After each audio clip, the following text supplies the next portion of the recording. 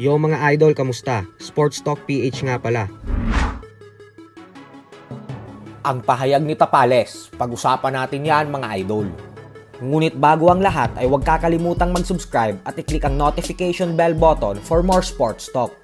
So sa naging interview nga po ng batikang sports analyst Kinito Henson sa kanyang YouTube channel na Play It Right TV sa ating pambato na si current Unified IBF and WBA Super Bantamweight World Champion Marlon Tapales at trainer nitong si Ernel Fontanilla, ay sinabi nga po ni Kinito na kung sinasabi daw ng Japanese Monster 4 Division World Champion na Oya Inoue na 5 rounds lang daw sa kanya ang itatagal ni Tapales, ay dapat din daw nating sabihin na 5 rounds lang din daw kay Tapales itong si Inoue. At dahil nga po dito ay agad din namang sumang-ayon si Tapales kay Kinito na 5 rounds lang ang itatagal sa kanya ng binansagang halimaw ng Japan. Dahil talagang malagyera daw talaga ang pupuntahan niya sa Japan. Dagdag pa ni Tapales na kaya lang daw nasasabi ni Inoue na hanggang 5 rounds lang ang itatagal niya ay dahil tiwala daw kasi talaga si Inoue sa lakas niya.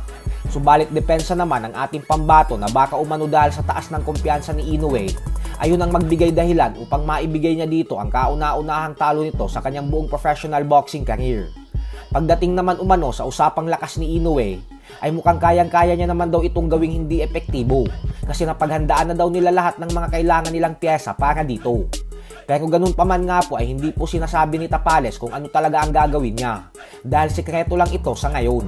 Lalo pat nakabantay talaga ng mabuti ang kampo ni Inoue sa mga nilalabas na mga footage ni Tapales sa publiko at sa social media. Kumpiyansa ding sinabi ni Tapales na sa palagay niya ay kaya niya naman umanong tanggapin at saluhin ang lakas ni Inoue. Lalo pat malalaki at malalakas din daw ang mga nakakasparing niya sa training camp niya ngayon. Bukod dyan ay hindi din nangangamba si Tapales kahit napaka-agresibo lumaban ni Inoue at walang hinto ang pag-atake nito sa oras na makakita ito ng opening. Paliwanag ng ating pambato na napaghandaan na din daw nila ang kailangan nilang gawin kapag umatake na ng gusto si Inoue. Subalit muli po itong sinikreto ni Tapales at hindi niya talaga binanggit kung ano ang mga gagawin niya. Basta ang sinigurado lang po ni Tapales ay hindi aabot sa desisyon ng mga hurado ang laban. At bagko sa knockout daw talaga magtatapos ang laban na ito sa December 26. Kung hindi daw siya ang ma-knockout ay si Inoue daw ang babagsak.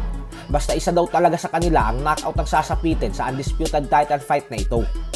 Mismo ang trainer ni Tapales na si Fontanilla ay bumanat din at sinabing naunahan lang daw sila ni Inoue na sabihin na 5 rounds lang ang itatagal ni Tapales sa laban. Ayon po kasi sa kanila ay ganun din daw sila. Lalo pat gutom na gutom talaga si Tapales na manalo kontra kay Inoue. Gagawin umano nila ang lahat ng makakaya nila upang maipatikim kay Inoue ang kauna-unahang talo nito. Hindi daw nila basta-basta ibibigay ang panalo kay Inoue dahil talagang papahirapan nila ito ng gusto. Wala umano silang inaaksayang oras at panahon sa ensayo. Isang patunay na desidido talaga silang makuha ang panalo sa laban at hindi dahil sa malaki lang ang kikitain nila.